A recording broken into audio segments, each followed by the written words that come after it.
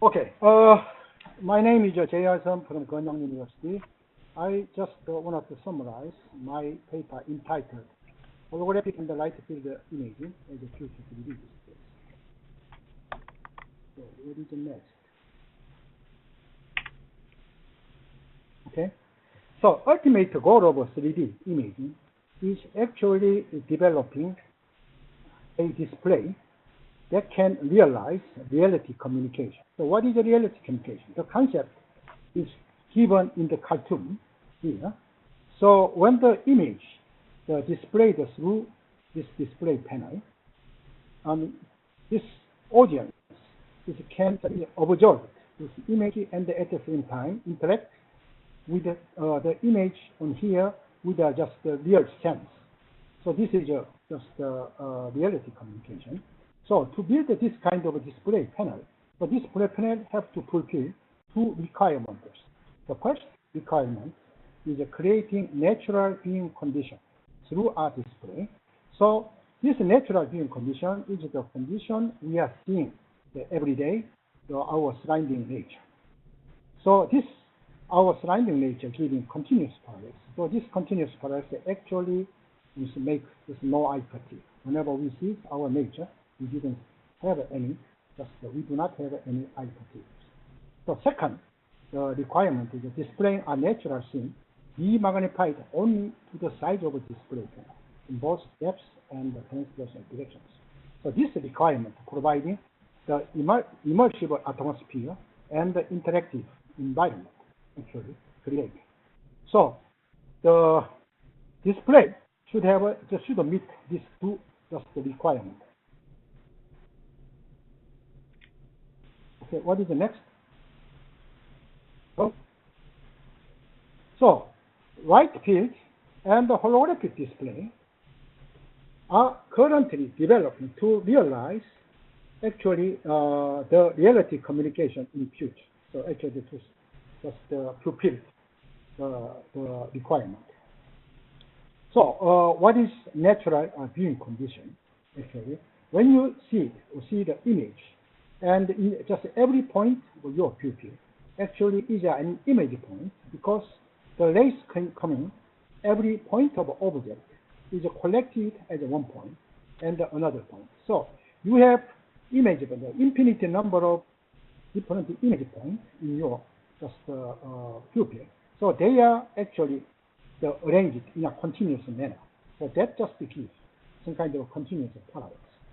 So this is when just seeing your image by your eye. So from this is actually natural viewing condition. When you're considering recording a hologram on your photo plate or display panel.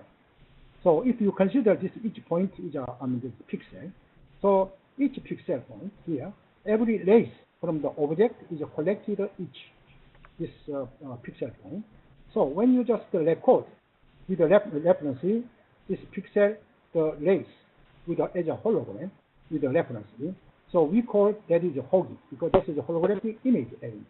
So this holographic image is made by the rays from the object point. So this is different from HOGEs.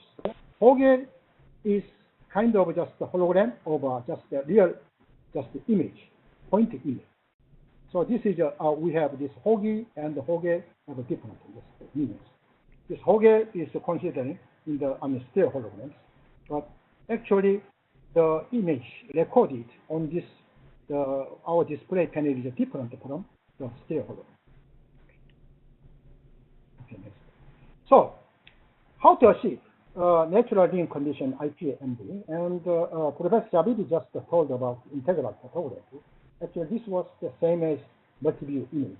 Since previous IP was not popular, it was MV name was the more popular before. So they are the same. The optical have the optical geometry. So how to get natural viewing condition in IP and MV? So this was some of the Japanese scientists in 1995. They just suggested some kind of super multiview condition, postulate super multiview condition. This super multiview condition indicates the projecting at least two different view images simultaneously to viewers each eye without overlapping between them. So you can just generate, you can give a continuous parallax to your just each of your eye. So the display can meet the super multiview condition are named as a super multiview 3D display, or lately we call it the light field display. So this is the same. Light field display is just the super multiview 3D display. Okay, next. So this is how to provide. So this is actually that we are providing the just the super multiview, the different view, two different or three different or four different view images simultaneously to your eye. So just we are just focusing each images as just smaller than your pupil size, and you can just have four different views without overlapping. You can just project to your eye, so you make it to get into your eye. Just four or three and any different number of different images can get into your eye. Okay, next. So what is doing that, right? If just the super multiview condition is met, what kind of effect appears in our eye? So actually, in our eye, we have some kind of default depth of field. So depth of field is defined. Actually, the range of just the depth you can focus. So this is just some kind of focusable depth range. So you can focus with the accommodation and the versions together. You can focus the image displayed through your 3D display. So when you consider here your the beam distance r, so you just represent this r as just a diopter range.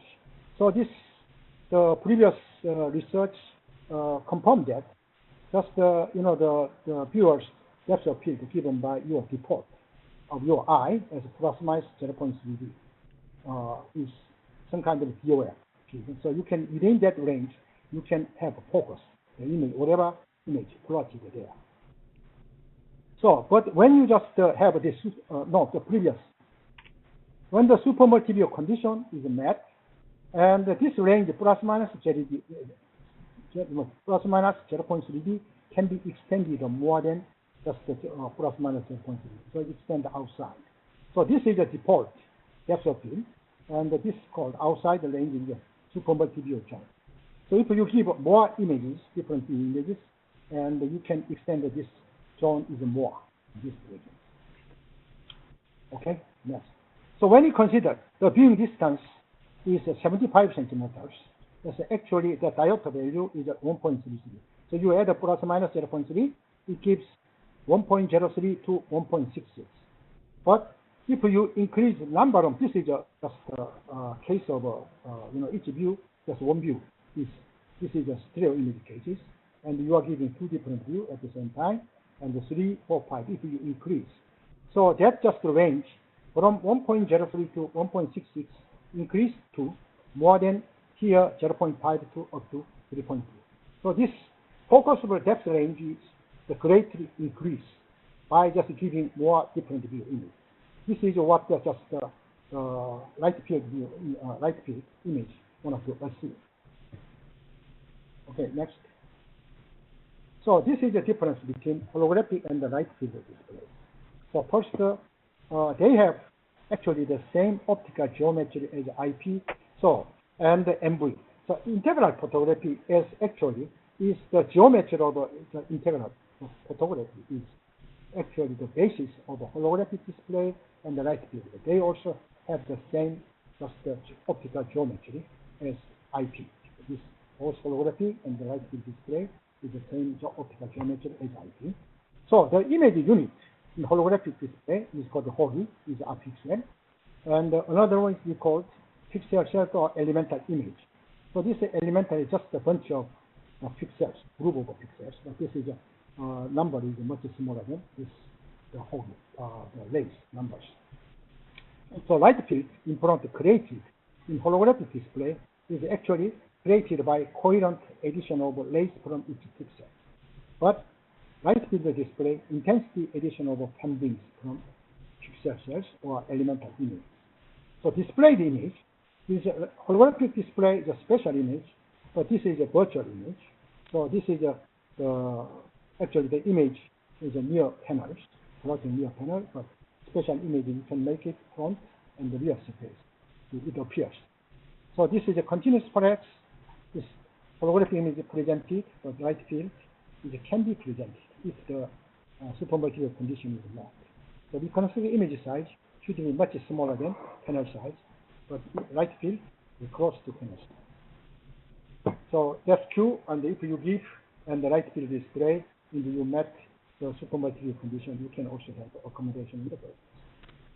Okay, next. So now, what is the problem with the current light field and the holographic image? Actually, the problem is there's no proper display panels for the image.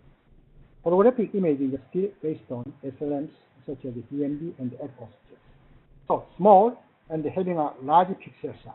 This is now the smallest one is 4.8 microns.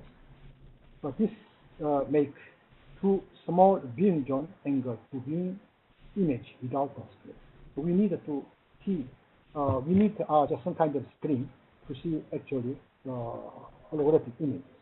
This is the problem. So another thing, so if you combine SLMs to increase the resolution and the hologram size, but actually that does not create a viewing zone for the combined image.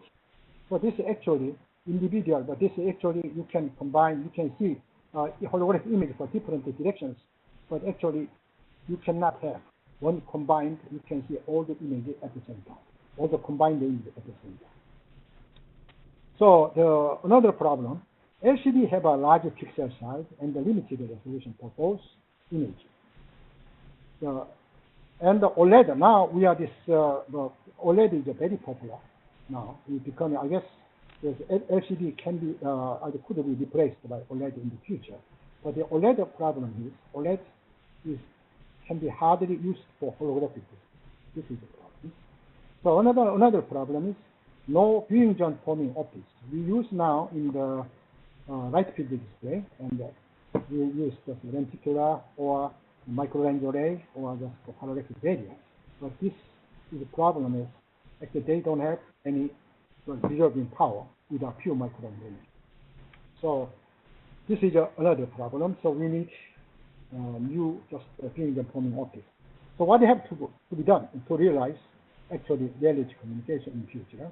So we need a display panel specialized for both holographic and the light field display. So we should develop this one. And currently in Korea side, and panels with 50,000 multiple 50,000 array, 1 micron pixel size for holographic, and the 11K array on here, 10 micron pixel size for light field imaging are being developed. Now we are being developed, but this is not developed. Now we are in process of development. So another thing, in the future, both holographic and the light field imaging should be realized in a display panel together with the plane image together. So all three, the light field image, 3D image, and the holographic image is a special image. They have to be combined in a just display panel in the future. So by doing this way, holographic image for interactive purpose and the light field and the plane image for immersive environment operations, we can use it. So we can build the display panel for the previous reality communication. So another further thing, we should have viewing zone forming optics with a high resolving power to be developed for light field images. So this is a requirement. Okay, next. So this is, I'm just giving just one example of this combined image of holographic image and light field or plane image. So this plane image, just if you make a bigger, larger size or the close, you can have some kind of background with the immersive. You can this atmosphere you can create, and this especially floating holographic image can be used as a just interactive purpose. Okay, so this is our work.